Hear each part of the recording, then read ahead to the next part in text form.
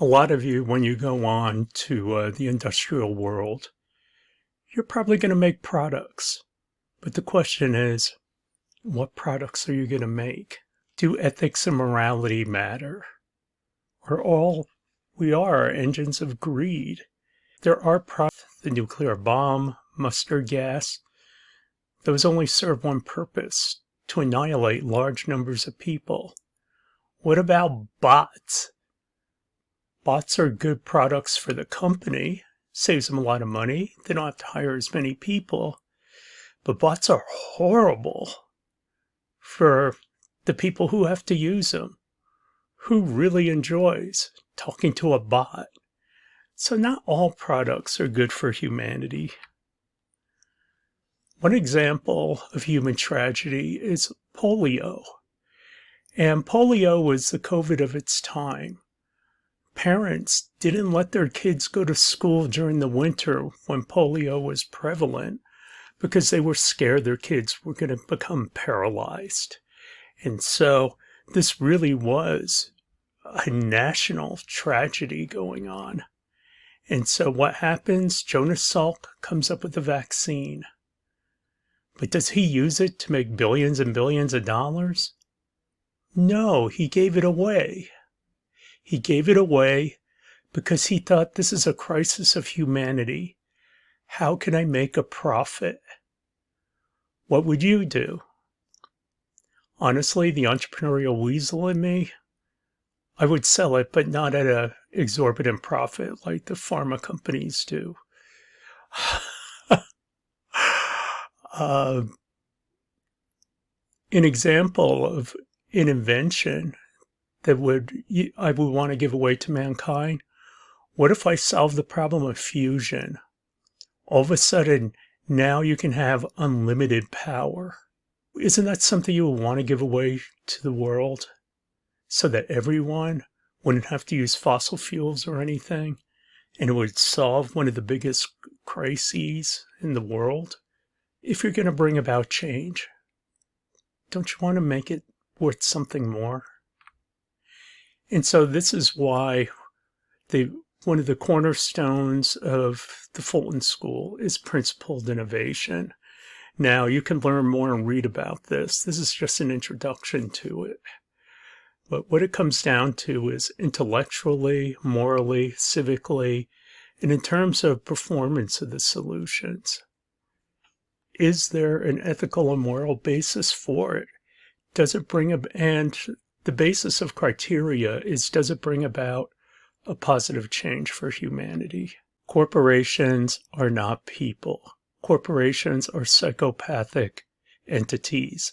They exist for one purpose, to grow. That's it. And so being in these situations, it forces you to basically not think about ethics and morality.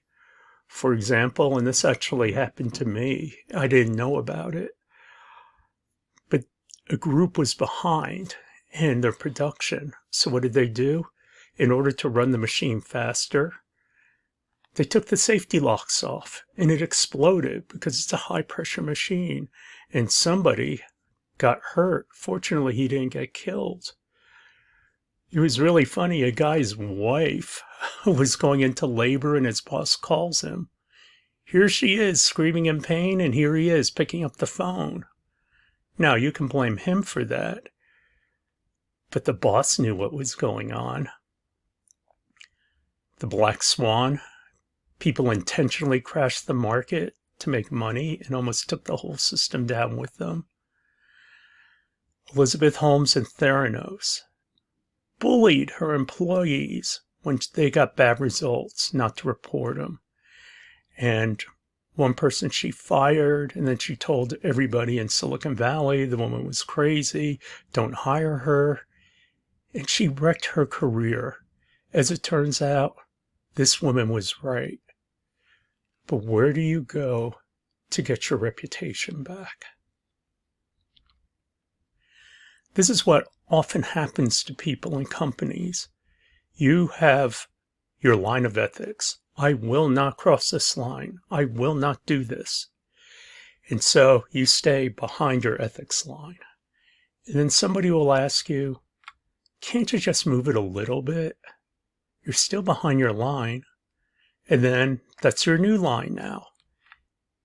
And then it gets moved a little further, and a little further, and a little further.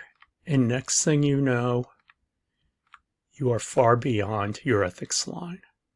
And what's my example of that? Okay, I don't have any insider information. However, after being in a Fortune 500 company, I've seen it happen. The Boeing 737, that was under project management. People signed off on that plane. And yet, it failed. And they came up with all these excuses and everything else. But somebody needed to stand up and say, I will not sign off on this. But they were under pressure to hurry up and release it. And I've been in that situation. Your boss tells you, you better sign off on this or it's your career. Or they start telling you, you're not a team player. They try to wreck your career. And so what do people do? They justify it in their own head, and then they sign off on it. And this is what happens.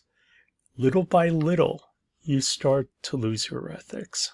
Lines can be moved, and we see it all over society.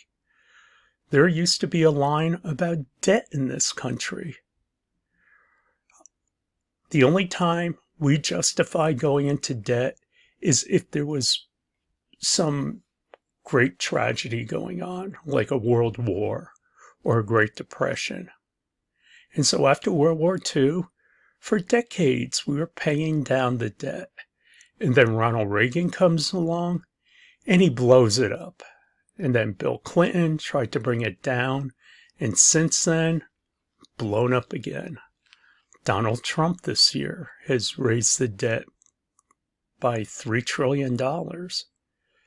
That's just crazy.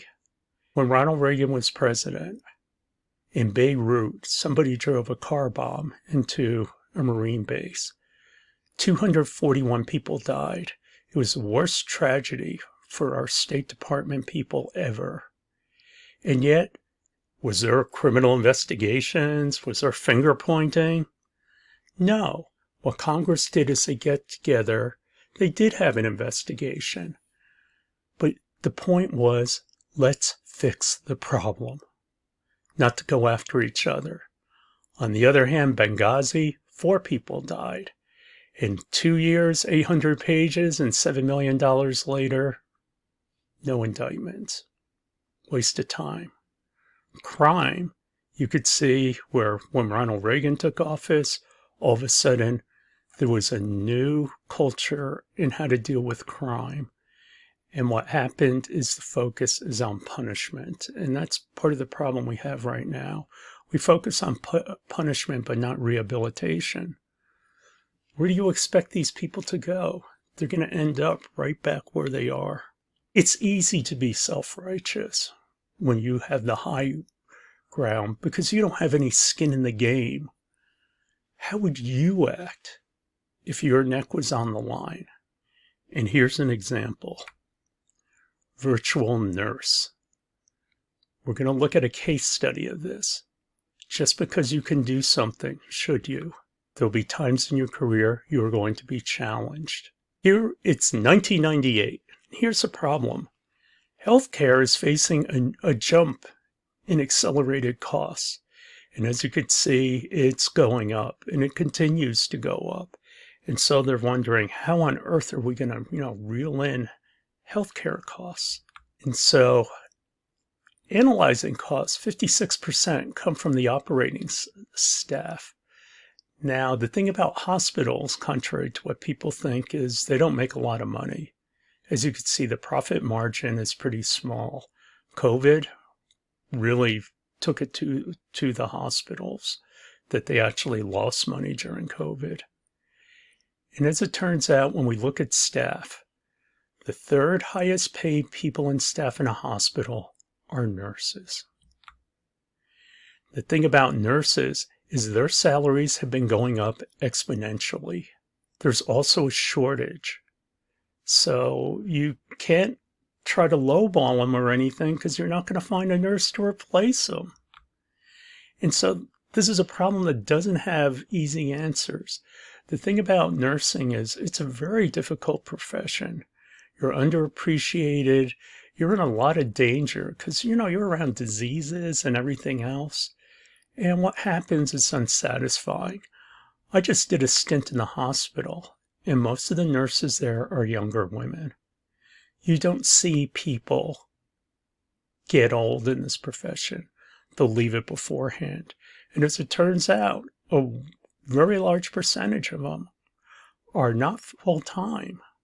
They're just part-time. And so filling up those shortfalls, they have to pay them more. And so that drives up cost. If you reduce the personnel, saying, okay, we can only afford 10 nurses, then guess how they afford those 10 nurses? They take money away from everybody else. That's not good. And not only that, but rural areas are really impacted by this because they have less personnel. So supply and demand raise costs. There's not enough supply, and there's a lot of turnover. That is the nursing situation. And what this company did is that they're global, multidisciplinary hospital products. Not only that, they do this for innovative reasons. They hire someone. They hired Dr. Cho, not his real name, and he has a background in semiconductors, in smart sensors, smart manufacturing, devices, sensors and actuators, and integrated systems. What they want him to do is come in and build low-cost and new capability electronic devices. Good guy to hire. And his idea that he came up with, he sat back and he came up with virtual nurse. Here's the thing about a lot of jobs. They follow the 80-20 rule, meaning 80% of your work is spent on 20% of your functions. And so if you address the 20%, then you'll need fewer nurses. And this is similar to what they did to the airline agents. Automate it. And so there's no product like it on the market. It could be very profitable because it's disposables, constant stream. And not only that, it's hard to copy because of the algorithms and the sensors that are created. So he's thinking about an entire system of sensors and closed-loop systems. It will reduce the cost, it'll remove the supply problems, and you have to worry less about turnover. And it might make nurses' jobs easier. All good things. So, would you pursue this? Now, normally, this is done in class with having a discussion, and so everybody talks about it. But as you can see, there's a lot of excitement about this. And not only that, but company morale is low. And that's that they want to see new products, and they feel like their company hasn't been innovating. And so, it looks good. Thing is, it's your job to bring in new ideas. So this is what you came out with, and you think it's a winner. Should you do it? Well, when you talk about the pros and cons of it, yeah, nobody likes to replace people, but this is automation. It happens. And so in order to execute this, the process is you pitch your idea and it goes through an idea review, and then there's a second pitch and a final evaluation. So these things, opportunity reviews, are actually decided long before you actually get out there. And so you have to engage the stakeholders ahead of time. And so these are the people you have to talk to. And a lot of these people are above you. You're talking to your bosses. Since you're talking to your bosses, are you going to push this? Are you going to start campaigning for it? You need to get buzz. You need to have a champion, and you're going to be that champion. But you need a champion at the upper levels. Otherwise, you'll never make it. So, would you push it? So far, all green lights. And so, conversations went well. After your first pitch, there's excitement in the room because people are seeing dollar signs, the huge volumes. However, they want to get some more market feedback. They want Dr. Cho to meet with customers. And so appointments are made at hospitals.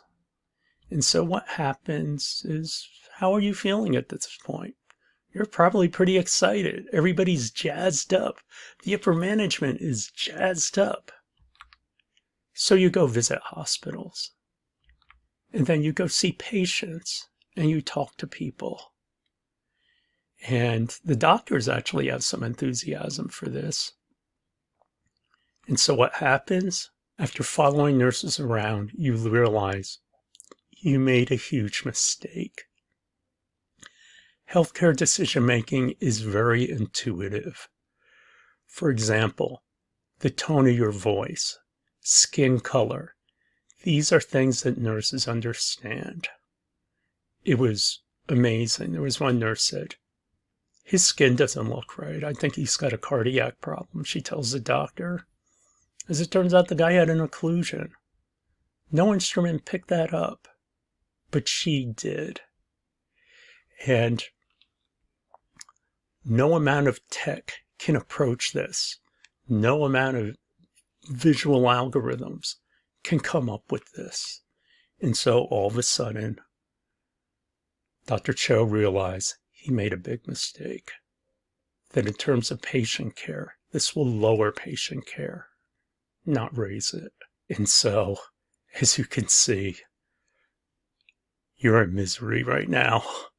I mean, all of a sudden, your great idea that was going to revolutionize the world isn't such a good idea. So what are your options? You can keep going. You have the support. If you don't do it, somebody else will. That is the biggest excuse that people make when they do the wrong thing. And so, you pull this off, your career is going to be on the fast track. And you've raised a lot of expectations. So, if you don't deliver, there are going to be consequences. However, maybe your decision should be to stop. The patients matter most. Ask your conscience if this is wrong. And again, if you back off, you're going to lose all credibility and wreck your career. So you start probing around, and every manager tells you that you're going to hurt your career. And not only that, you're going to look like a fool. You're going to lose credibility. So what do? You do pros and cons lists. You talk to other people. You start flipping coins. When you reach these problems that are a coin flip and you're not sure what to do, here's what you do. This is called the gray zone. You're in a 50-50 decision. Here's the thing. Regret is the second most common emotion we express. Regret stays with you. It can stay with you for decades. All that negativity and negative energy and self-recrimination stays with you. Make regret work for you. And how do you do that? Ask yourself one question. Where do I want to make my mistakes? What can I live with?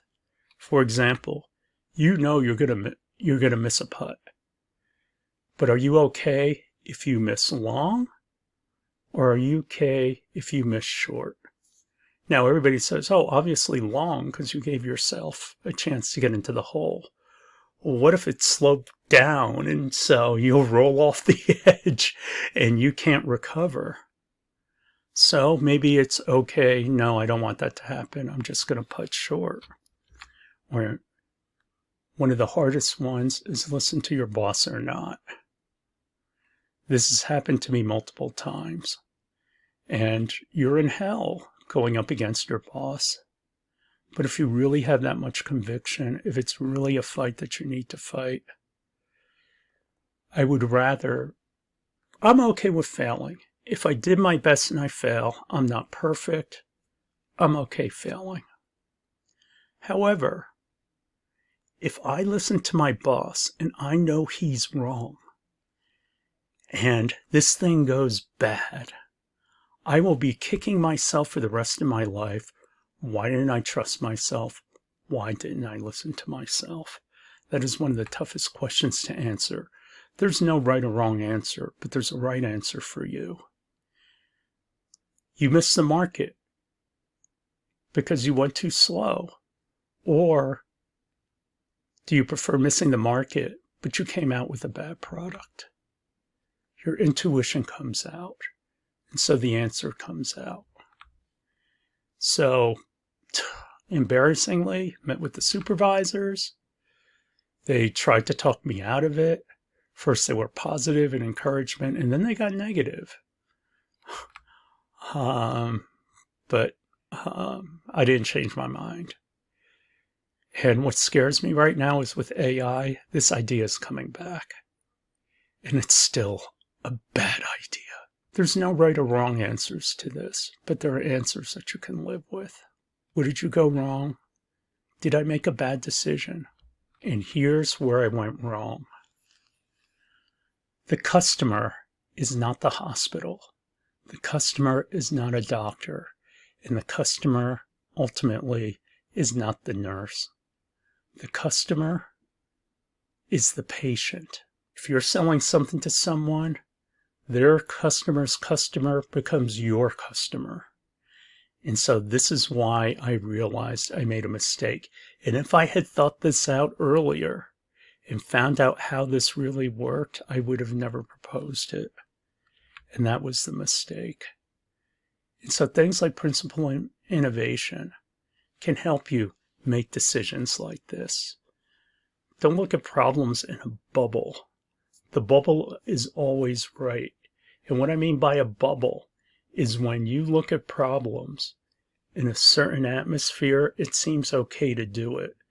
That's why those people at Boeing went off and signed off, because everybody else was signing off. And you're in Boeing. You're just in the Boeing company. And Boeing approves of it, so you're just in this tiny culture. And so you think it's right. And then lives are lost, and all of a sudden, you realize it was a much, much bigger issue. And this is why we have a tendency to cheer for bad guys in the movie. Because the entire movie, you're just seeing things from his point of view. You're kind of forgetting the fact this guy's a killer and a scumbag. So those are the keys to principle innovation. And this is what ASU hopes that you'll keep in mind as you go through your career.